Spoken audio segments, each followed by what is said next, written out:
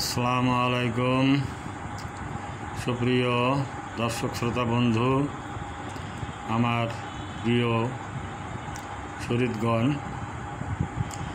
আজ আবার আপনাদের সামনে এলাম বিধবা সংঘ জাতিসংঘ চতুর্থ এবং শেষ পর্ব নিয়ে।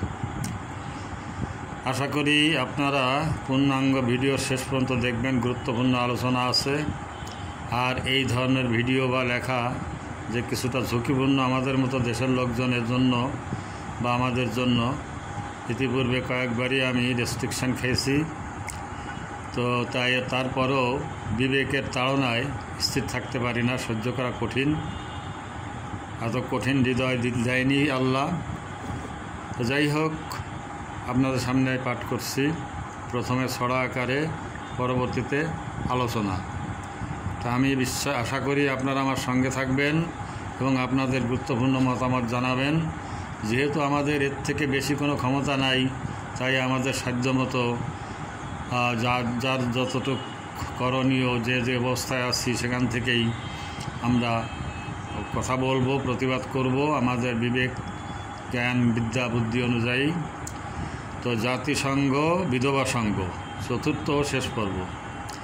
পালে কিছু দেশি কুকুর, তাদের দিয়ে সকাল দুপুর ঠান্ডা রাখে জাতিটাকে। লুটপাট, শোষণ, শাসন, গাল ভরা মিষ্টি ভাষণ উচ্ছিষ্টে ভুলিয়ে রাখে। মানবতার গেয়ে জয় গান, গণতন্ত্রের বাজার বাড়ান, গৃহযুদ্ধ দেয় বাঁধিয়ে। সন্ত্রাসী বানায় এক দল, ছুটে আসে সন্ত্রাসী বানায় এক দলে, ছুটে আসে সদল বলে শান্তি মিশনের নাম নিয়ে। নিন্দা, উদ্বেগ, সিদ্ধান্তের স্বাদ, মহাসচিব দেয় দস্তখত। ফিলিস্তিনবাসী জাতি নয় জাতি। নিন্দা, উদ্বেগ, সিদ্ধান্তের স্বাদ, মহাসচিব দেয় দস্তখত। ফিলিস্তিনবাসী নয় জাতি। জবাব দেয় ওই মহাসচিব, এটাই তো আমার বদনসিব, জোটেনি যে কোনো পতি। স্বাধীনভাবে নিব সিদ্ধান্ত, নেই যে আমার মেরুদণ্ড। কোন দেবতার অভিশাপে পাঁচমড়লের মন রক্ষায়, বড় মিয়ার হুমকির ধাক্কায় থাকতে হয় অনৈতিক চাপে। তো আপনারা নিজেরা সবাই জানেন, দেখছেন জাতিসংঘের ভূমিকা। দুর্বল এবং গরিব ছোট ছোট দেশগুলো তাদের ভিতরে আত্মকলহ বাধায় দেয়, প্রতিবেশী রাষ্ট্রের সাথে বাধায় দেয় গোলমাল, গণতন্ত্রের নামে, মানবাধিকারের নামে বাধাই দিয়ে তারপর তারা শান্তি মিশনের নাম নিয়ে সেখানে জেকে বসে। বড় মিয়ার নেতৃত্বে শান্তি মিশন চলে সবসময়।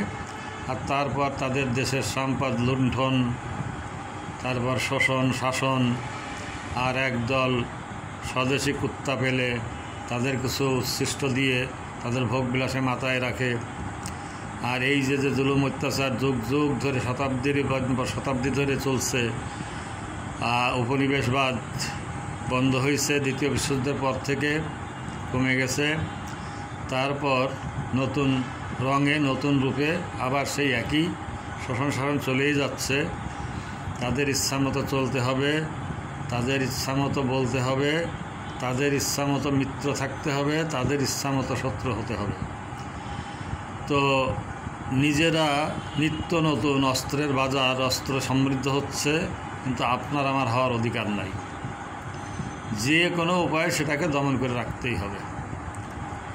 তো এই অবস্থায় জাতিসংঘ যে সৃষ্টি হয়েছিল, সবচেয়ে বড় সংস্থা, সংঘ দুনিয়ায়, দ্বিতীয় বিশ্বযুদ্ধের পরে এরা সংগঠন, কিন্তু এর প্রধান হলেন মহাসচিব।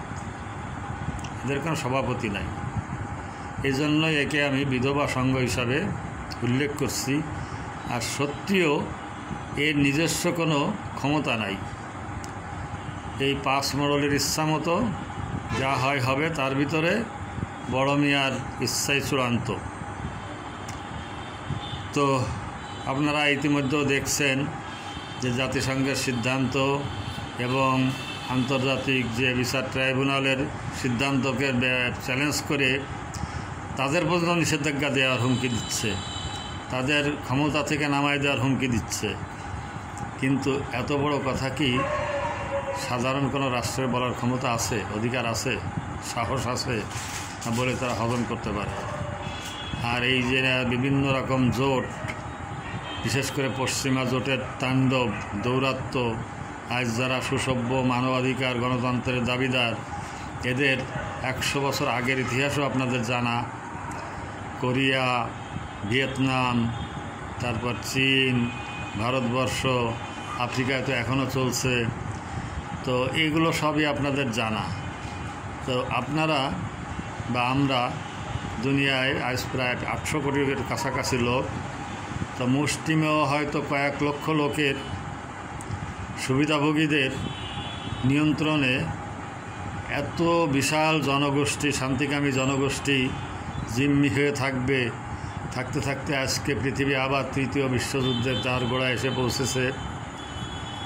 তো যে কোনো মুহূর্তে যে কোনো রকম দুর্ঘটনা ঘটতে পারে। আর এর আগে ছিল সীমিত অস্ত্র বা কম ক্ষমতা সম্পন্ন অস্ত্রের যুগ, তখন ক্ষয়ক্ষতির মাত্রাও এলাকা বিশেষ, অঞ্চল বিশেষ হতো।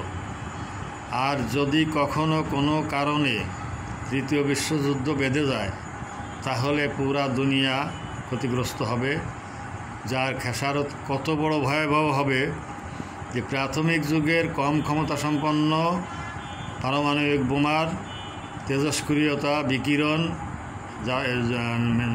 হিরোশিমা নাগাসাকির অঞ্চলের লোকজন বুঝতে পারছেন। আর অবশ্য যোগাযোগের কারণে আমরাও কম বেশি জানি।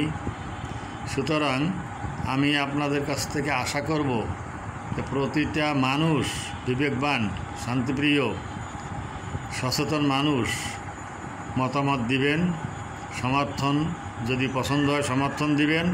আর যদি আমার কোনো ভুল ত্রুটি থাকে বা আমি ভুল বলে থাকি, তাও নিরপেক্ষ সমালোচনা করবেন। কিছু লোক আছেন যারা আমার এই বক্তব্য শুনে, লেখা পড়ে আমার চেহারার প্রশংসা নিয়ে মেতে ওঠে, নানান রকম আজে বাজে মন্তব্য করেন, কেউ কেউ নোংরা মন্তব্য করেন। ভাই, আপনাদের পছন্দ যাদের হবে না তারা এড়িয়ে যাবেন, আর যাদের ভালো লাগবে তারা পড়বেন, আশা করি মন্তব্য দিবেন। আর যদি মনে করেন এটা জনকল্যাণ এবং শান্তির কথা বা ভালো কথা, তো তাহলে আপনারা যারা ভালো মানুষ আছেন, আমার মনে হয় তাদের জন্য নৈতিক দায়িত্ব এসে যায় শেয়ার করার। তো শেয়ার করে ছড়াই দিবেন। হয়তো এইভাবে মানুষের বিবেক জাগ্রত হতে পারে, একটা সুফল আসতে পারে। কখন কার মাধ্যমে, কার সহযোগিতায় কতটুকু উপকার হয় সেটা একমাত্র স্রষ্টাই জানেন। হয়তো দেখা যাচ্ছে যে লেখাটা, বক্তব্যটা আমি দিচ্ছি, কিন্তু আরেকজন অতি পরিচিত, অতি জনপ্রিয় একজন পাঠক, দর্শক, শ্রোতা, উনি যদি শেয়ার করেন, তার বিশাল ফলোয়ার বাহিনী সবার কাছে পৌঁছে যাবে। তা আমি আপনাদের কাছে অনুরোধ করব, আপনারা একটু লাইক দিয়ে, মন্তব্য করে, কমেন্ট দিয়ে আমাকে সমর্থন করবেন, সহযোগিতা করবেন, উৎসাহ দিবেন। আর আপনাদের মতামতে আমি আমার নিজের ভুল ত্রুটি শুধরে আরও সমৃদ্ধ হতে চাই। আর সবচেয়ে বড় কথা হলো যে আমি আসলে আবৃত্তিকার নই, এই টুকটাক একটু লিখতে পারি, তাও স্বল্প বিদ্যায়, সাধারণ ভাষায়, সহজ সরল ভাষায়। খুব গভীর তাত্ত্বিক যে ভাবধারা, সেগুলো আমি সেই ভাষায় তুলে ধরতে পারি না, তাই হয়তো বোদ্ধা পাঠক যারা, তাদের মনোভূত হয় না। তবে আমার লক্ষ্য অধিকাংশই সাধারণ মানুষ, এবং তারা সহজ সরল কথা বোঝেন ভালো, এবং সহজ সরল মন তাদের, ভালো মন তাদের, তারা শান্তি চান, ভালো চান। আমি তাদের উদ্দেশ্যেই মূলত এই ভিডিওগুলো করি, এবং নবীন প্রজন্মকে নতুনভাবে উজ্জীবিত করার জন্য তাদের আমি এই পথে আহ্বান জানাই। নবীন এবং তরুণদের আমি একটা দিক নির্দেশনা দেওয়ার চেষ্টা করি আমার সাধ্যমতো। সবার জন্য ভালোবাসা, শুভকামনা, এবং এই সর্বোপরি এই আমাদের শান্তির আবাস পৃথিবী নামক গ্রহটার নিরাপত্তা, সুখ, শান্তি কামনা করে আমি আপনাদের কাছ থেকে বিদায় নিলাম।